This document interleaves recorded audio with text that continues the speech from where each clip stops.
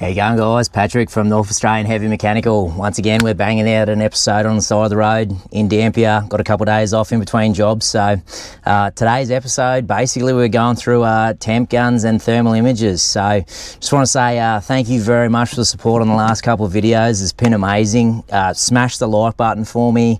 Leave me a constructive comment and I'll get back to you, because it really ramps that algorithm up. And come be part of this with me and help me build this page, because it's amazing the amount of support I've received, and you know, I want you to help me grow this thing. So smash the like button for me, because today's going to be a good episode. I'm going to run through this is part 2 of the Diagnostic series, so I'm going to show you how you can utilize these two things to basically diagnose things. So basically I started out utilizing temp guns to help diagnose things. So in the last episode we were talking about points of difference, and temperature is a great example of a point of difference. So you can, I've utilized these a lot, and now these have taken over. So Cody will be loving this episode.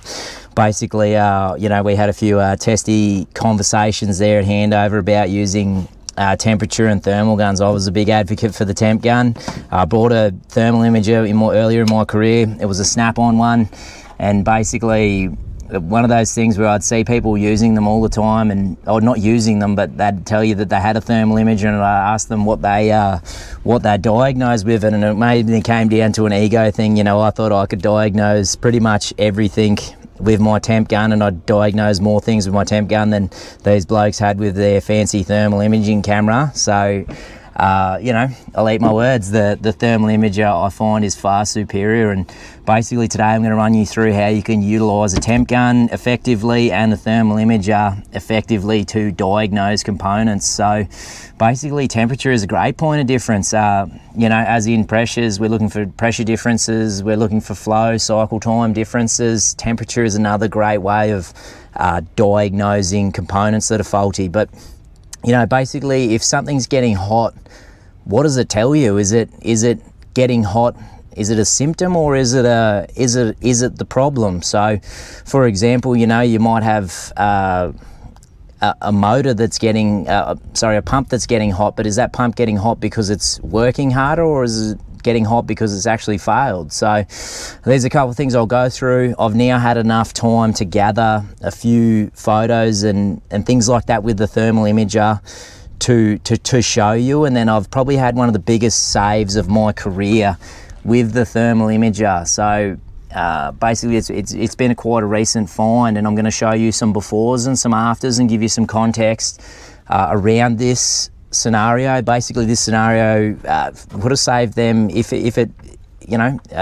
will have saved them millions of dollars in downtime and in components. So it's a really clear picture with the thermal imager to show you what's happening. So I'll tell you the full story and the chain of events that led to this pickup and what I did to rectify it, and something that we're continuously monitoring, right? And that's all thanks to the thermal imager. So, if something's getting hot, it's either a symptom or the problem. So, with the temp gun, yes, these are great, and I've diagnosed a lot of components with these. They're great if you're looking for something that's hot, right? But the thermal imager is like, a picture speaks 1,000 words. So, with the temp gun, you're looking at one point. With the thermal imager, it gives you the whole picture. And earlier in my career, it was more of, people going, oh yeah, I've got this thermal imager, and they've never used it. But there's no point having a tool in your toolbox if you're not using it. So I use this all the time now, pretty much every day on daily inspections. So, and it's great for management as well too, because you can take a photo of it, upload it, and give them the picture. One of the things that I notice when it comes to diagnosing is people complain all the time. They never listen to me, they never do this, they never do that. If you go up to management and say, oh yeah, this is fucked, and they go, oh, okay, well, why is it fucked? People just go, yeah, it's fucked, and they don't explain themselves. They don't give any evidence as to why something is fucked or failed, right?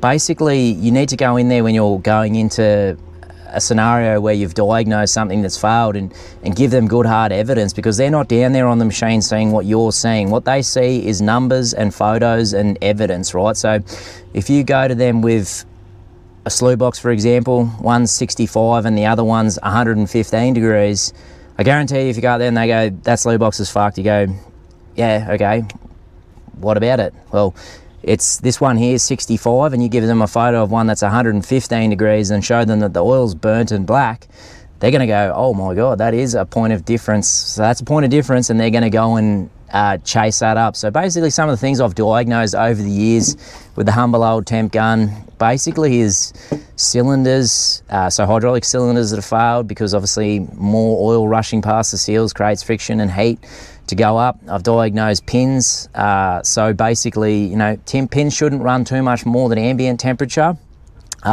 So if you get a noisy pin, for example, how to identify that noisy pin? Grab your temp gun and go and shoot them, or your thermal imager if you've got one. Go and check the other pins. They should be sitting at, say, 25 degrees ambient temperature, and then you get one that's sitting at 32 or 36 degrees. Guarantee you that's going to be the problem. Slew boxes, I've diagnosed many slew boxes with the temp gun. So for example, a slew box should be sitting around that 65 to 70 degrees happily. If you get one that's sitting at 85, 90 degrees, I've actually seen one where it's burnt.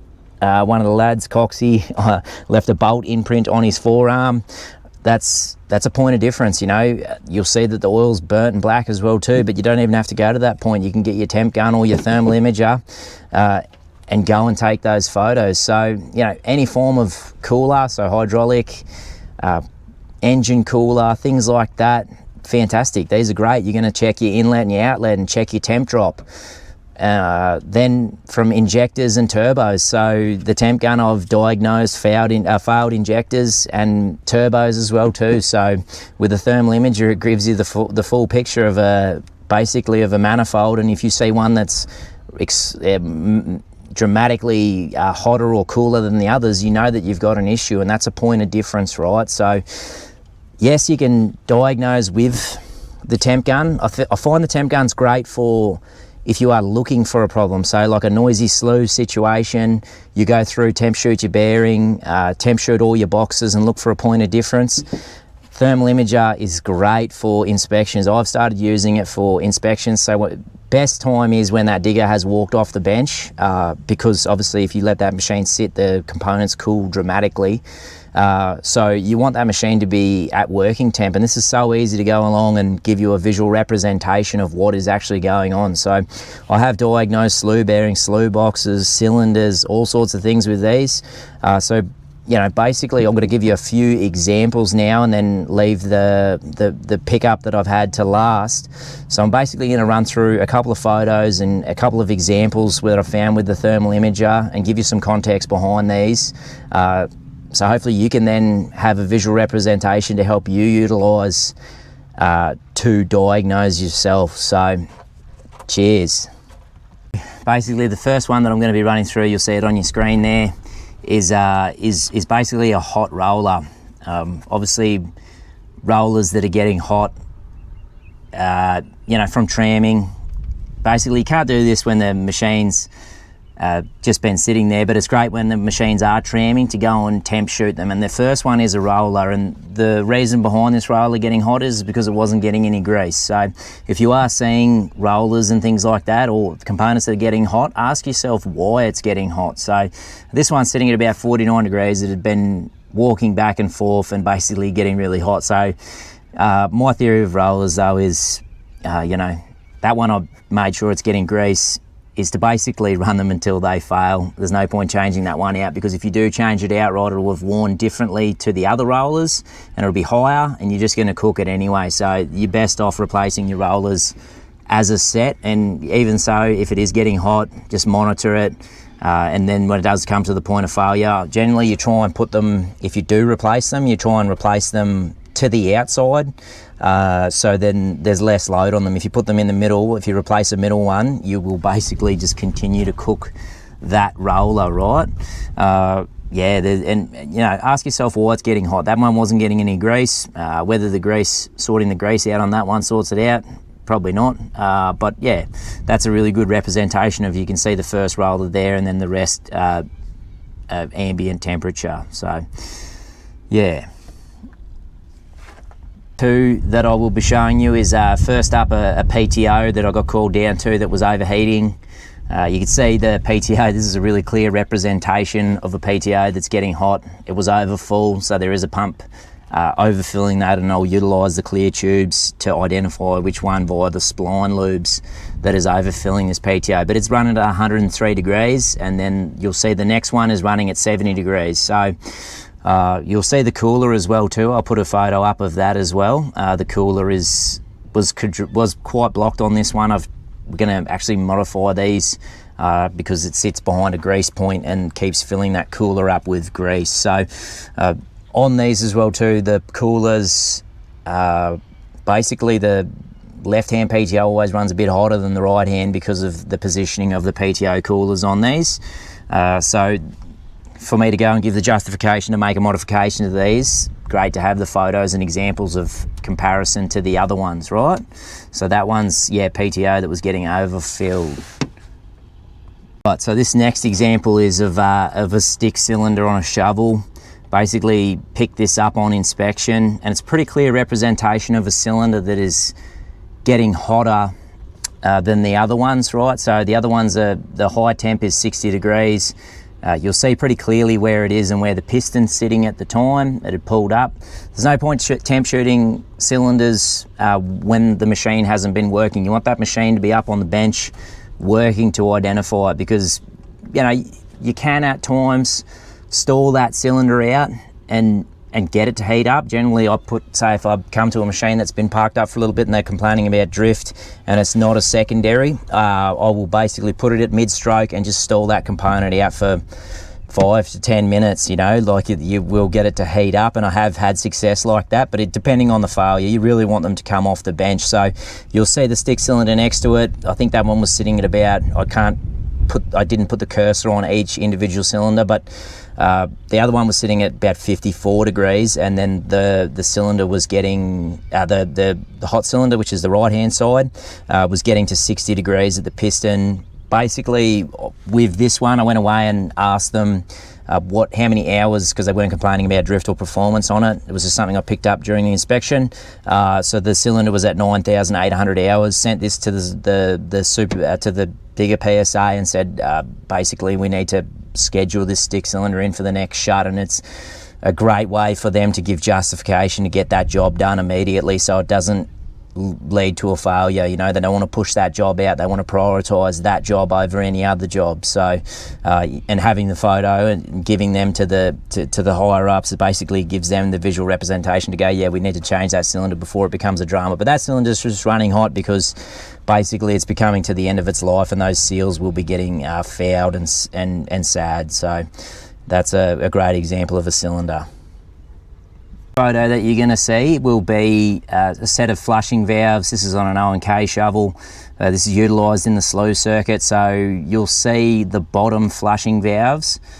Flushing valve it's basically hotter than the rest, so what we did to rectify this one was basically replaced and reset the flushing valve. So the flushing valve was set to the wrong setting. It's meant to be a measurement, meant to be 15 mil. I think from memory it was either it was a couple of mil out, and basically by replacing that flushing valve and setting it rectified that heat issue. So whether it was scavenging too much, because sometimes these can work the other way. If it's scavenging too much from that circuit, scavenging more oil is worse because it will create more friction and more heat, right? So in some cases removing flushing valves from circuits can bring the temperature of that closed loop circuit down, which you would think is counterintuitive, but it is the case. So that's a flushing valve, that one. Two, probably one of my best saves, and this will have saved the company potentially millions and millions of dollars, and this was basically via the thermal imaging camera. And I'll tell you the story. So basically about a month ago, it was a bit longer ago, we basically spat a slew box in one of our shovels, redid the slew box. I had to re-drill and tap all the holes, and no one did much investigation as to why it did that. Basically then when that machine went back to work, I started using my thermal imager at this stage, and I temp shot the slew bearing at about 36 or 37 degrees. I just took a mental note of it at the time. and I thought that is running a bit hotter than it should be. So come back to work the next swing, and I got a contamination switch on that machine, right? So for swing pump 4, and as I do now, I grab my thermal imager and take it up with me. Cleaned the switch, was nothing major. Basically then went through and temp shot everything, and I saw that the boxes were running at 85 degrees, and yes, this machine was working in some heavy toe, like a very hard digging. But basically, it sort of triggered me. I thought that is running well hotter than it should be, and well hotter than I've seen of any other set of slew boxes. So basically, I thought we need to do some investigation on that, because you know, that's far too hot from what I'd seen from all the other machines. So then the next morning, funnily enough, supervisor or leading hand hit me up to go and re-sample, my favourite thing, re-sample and change the oil on the swing boxes, and it triggered my thought. I said to him, yeah, those boxes are running at 85 degrees. So as I did, I called up the production, Mine 3, and hit him up and said, can I jump in at a crossover or a GET inspection? So I jumped in with the GET inspection, and when I temp shot the bearing, it triggered my thought about that bearing running hot. The bearing was running at 38 degrees, so that was alarm bells for me. Nearly enough evidence sort of to pull that machine up, because it's one of their production machines. So then basically I said, I need to go and get a bit more evidence and compare to see what the other machines are running at. So went and compared the other machines. One of them wasn't working as hard. It had loaded 20 trucks as comparison to 50 trucks on this one, but the bearing was sitting at 31 degrees, and all the boxes were sitting at about that 65 was the highest temp on them, right?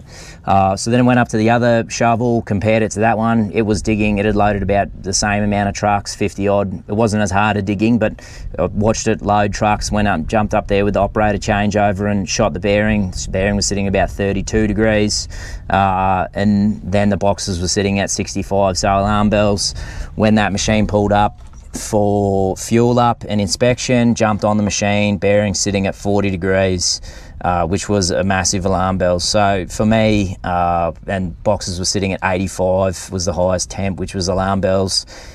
Gave me the justification to be able to hold that machine down and investigate the grease circuit on that, and basically went over the grease circuit to make sure it was getting grease, and it looked like the bearing didn't have a sufficient amount of grease in the top part. We checked the grease bath, and then checked the grease bath as well too with a magnet to confirm for contamination, because the magnet I've used that at times to identify bearings.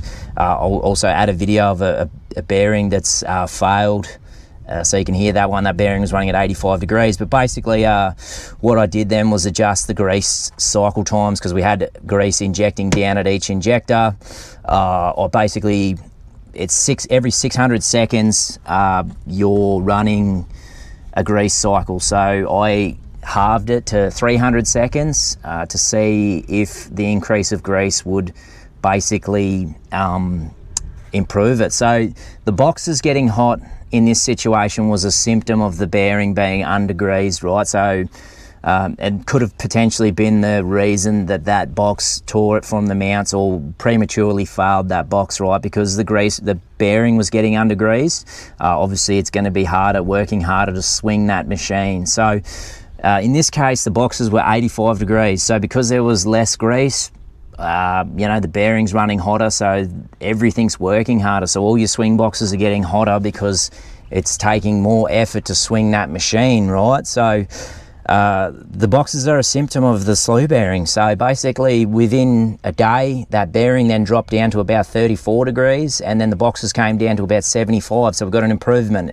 And then I didn't want to count my chickens. Then the day after that, again, go and check the bearing. The bearing was then running at 31 degrees, a massive increase of grease around the bearing.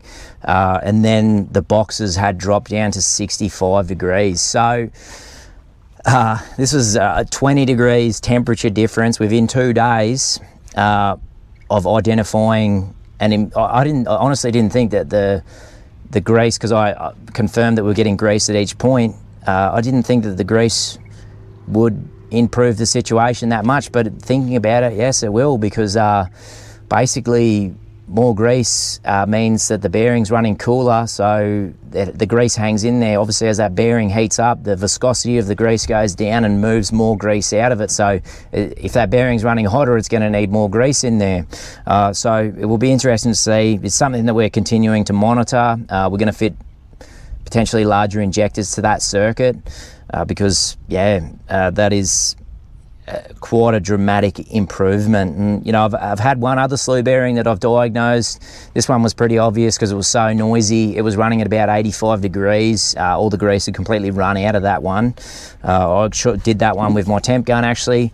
And yeah, I would have, you know, it had been recently replaced, that bearing, so I would have loved to have, now knowing what I know now and seeing how much of a difference that extra grease made to that bearing, I would have loved to have gone through and potentially repurge that bearing and run it to see if it had made an improvement, because you know, these are expensive machines and they're very sensitive to things like this. Grease systems are something that you can't compromise on, and you know, for a 10 degrees drop in a bearing and then having a 20 degree drop in your boxes, you know, potentially have saved a massive failure in that machine. So I'm pretty stoked with that one, and to have utilised the thermal camera to do that. I wouldn't have picked it up without the thermal camera. So it was just a chain of events that led to that diagnostics, and you know, basically by me having the photos of this and then going and getting photos of the other ones, it gives management a great visual representation of what's going on. And then for me to hold a machine down, especially at the moment they're chasing tons, I've got a rock solid evidence to hold that machine down. So basically it makes life a lot easier. So utilising, I honestly don't use the temp gun that much anymore. Utilising the FLIR thermal imager has just been a game changer for me. One of the mates said to me the other day, was asking me about it, and said, yeah, a picture paints 1,000 words. So, you know, eat my words, Cody. Yeah, the thermal imager is a fantastic bit of kit, and you know, fully justifiable to have in there. And yeah, I'm super stoked to have found that bearing, because I don't think, you know, now that I've started doing the inspections with the thermal camera, I won't stop doing it. You know, it's a great way to keep an eye on things, and great way to give you, so you can go and take photos of things that you have to then lean back on, and you've got a reference point to go, well, usually these should be sitting at this sort of temperature at 65 degrees, but now I've got one sitting at 75 degrees compared to the others, and that's where it should be sitting. So yeah, me going up there that night to check the dirty switch and throwing the thermal camera over there, and then the next day getting asked about the slew boxes just triggered me. It was one of those things where I was like, well, that, and you know, then thinking about it, yeah, those boxes were all getting hot because it was a symptom of the bearing being under grease. So hopefully you found this video informative and got something out of it. I've really enjoyed making it. So if you've hung around, smash the like button for me, leave me a comment, and we'll continue to bang the videos out. So cheers.